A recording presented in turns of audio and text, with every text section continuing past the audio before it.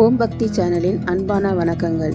முருகன் அருள் வேண்டி பக்தர்கள் இருக்கும் விரதங்களுள் மிக சிறப்புடையது சஷ்டி விரதம்.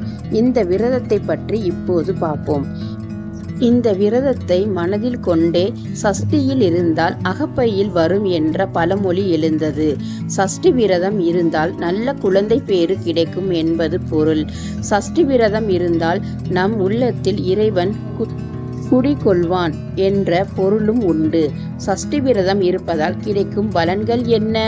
முருகன் அருள் வேண்டி பக்தர்கள் இருக்கும் விரதங்களுள் மிக சிறப்புடையதுதான் சஷ்டி விரதம். கந்த சஷ்டியாகிய ஐப்பசி மாத சுக்லபட்ச சஷ்டி முதல் அந்த ஆண்டு முழுவதும் வரும் 24 சஷ்டிகளிலும் இவ்விரதம் கடைபிடிக்கப்பட வேண்டும். கந்த சஷ்டி தினத்துக்கு முன் வரும் பிரதமை முதல் 6 நாட்களும் உமிழ்நீரும் உள்ளே விழுகாதவாறு நோன்பிருந்து இவ்விரதத்தை இருப்பது ஒரு முறை. அவ்வாறு இயலாதவர்கள் அந்நாட்களில் ஒரு முறை வீதம் 6 மிளகையும் 6 கை நீரையும் அருந்தலாம். உயிர் உணர்ச்சி வளர்க்கும் விரதம் இது.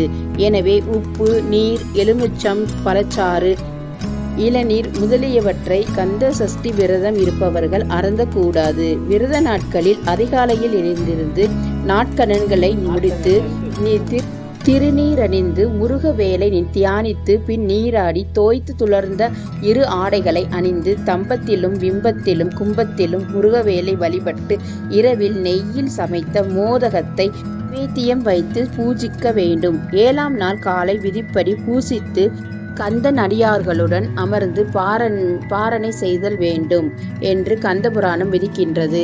கந்தவேல் சூரபத்மனை வெற்றி கொண்ட நாளே கந்த சஷ்டி. நமது உள்ளத்தில் ஆட்சி செய்து வாழும் காமன் எமதலிய சூரபத்மனை முருகவேலின் ஞானவேலினால் அழித்து பேரின்பம் எய்தும் குறிப்பே சூரசம்ஹாரத்தின் பொருளாகும். அதற்குரிய ஆன்மீக வீரம் பெற உதவுவதே கந்த சஷ்டி விரதமாகும். ஓம் முருகா போற்றி.